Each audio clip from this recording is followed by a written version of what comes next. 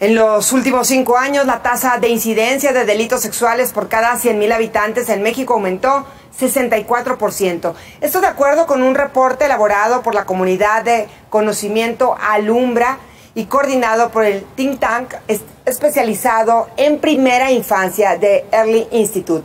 Este estudio arrojó que durante 2019 se cometieron 53,429 delitos y en 2020 la cifra ascendió a 54,314.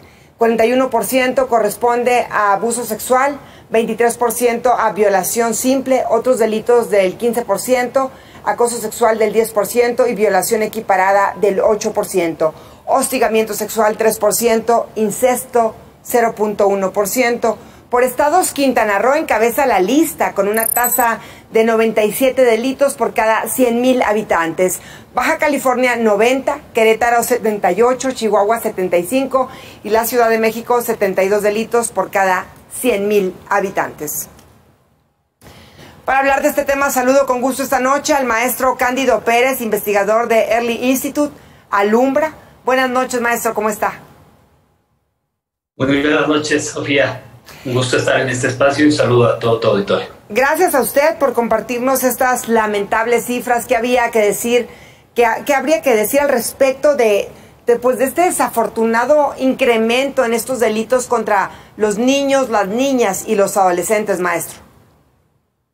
Sí, lo primero que hay que decir es que desgraciadamente el contexto de violencia en el que vivimos se ha trasladado ya de manera sistemática a niños, niñas y adolescentes. Es decir, muchos delitos que hace algunos años veíamos solamente en población adulta, con muchos de los que ya has comentado, ya se viven también con cifras alarmantes en la población infantil y adolescente.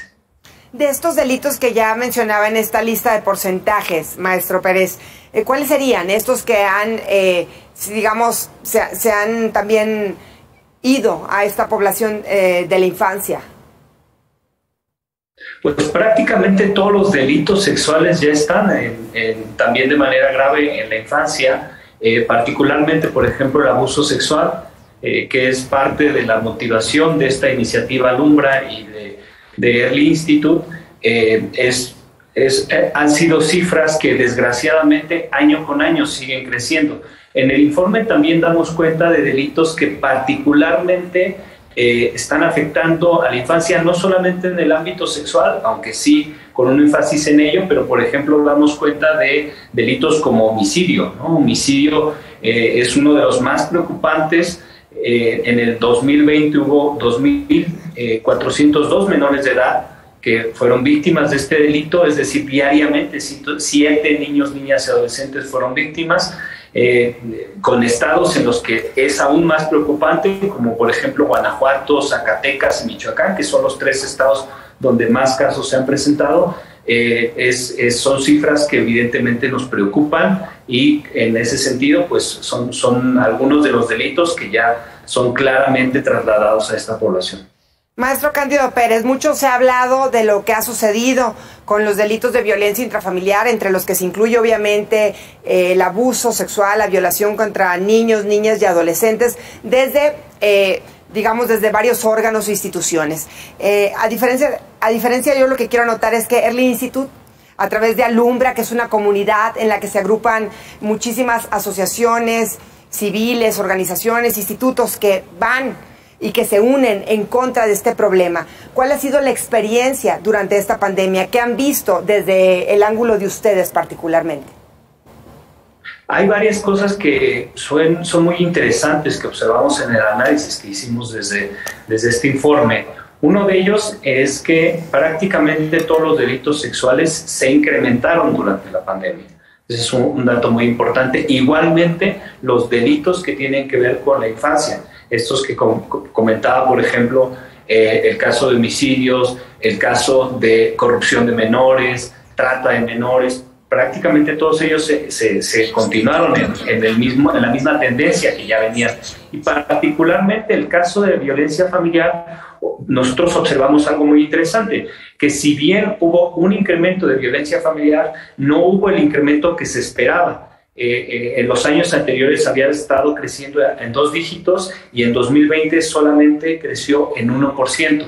Esto es muy importante aclarar, que los datos que nosotros tomamos son los del Secretariado Ejecutivo del Sistema Nacional de Seguridad Pública, y lo que concluimos en ese sentido es que hay que tener cuidado con estos datos, particularmente con el de violencia familiar que se extrae del Secretariado Ejecutivo, porque ello no quiere decir que no se hayan cometido quizás los mismos delitos o más de los que hubieron en el año previo, en 2019, pero en 2020 lo que nosotros como hipótesis manejamos es que hubo muchos incentivos para que muchos de estos delitos no se denunciaran.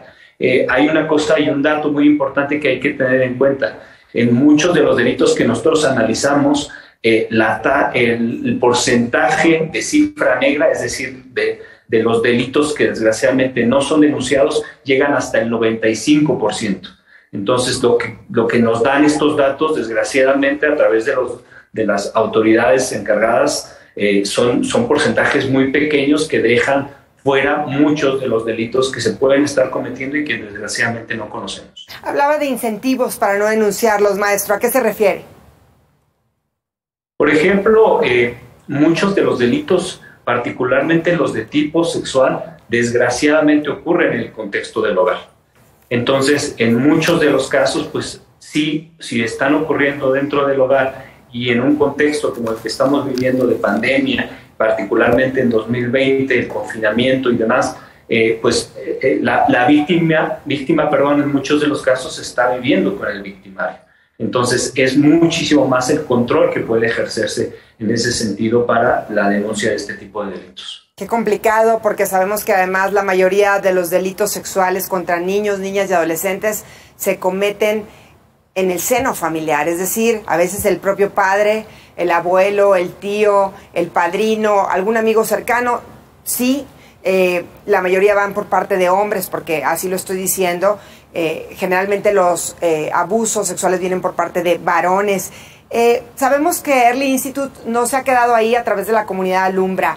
Estas son cifras que dan datos, digamos, muy puntuales, pero ¿qué están haciendo desde esta gran comunidad que ya mencionaba yo, maestro Pérez, en la que participan muchísimas instituciones para ir a favor de estos niños, para parar el problema, pero lo más importante, para prevenirlo? Y precisamente esa es la clave y la razón de ser de esta comunidad, la prevención. Evidentemente, la problemática está ahí. Uno de los primeros las primeras consideraciones que nosotros vemos es que generamos conocimiento para prevenir, porque el conocer el problema es el primer paso de la prevención.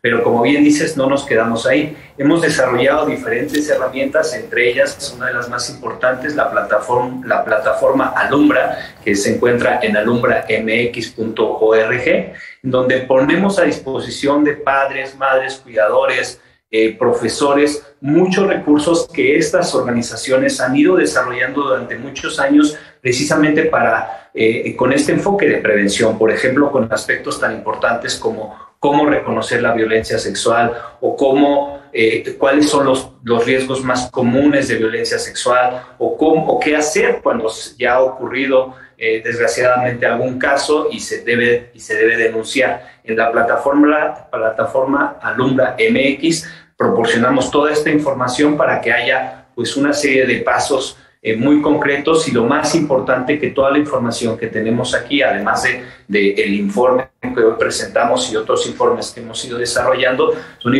es información basada en evidencia, basada en buenas prácticas, que es de total confianza sobre todo para quienes están preocupados de esta gran problemática. Pues eso es lo más importante, Pérez. Yo creo que es esto que estamos haciendo esta noche usted y yo, visibilizar el problema, no avergonzarnos.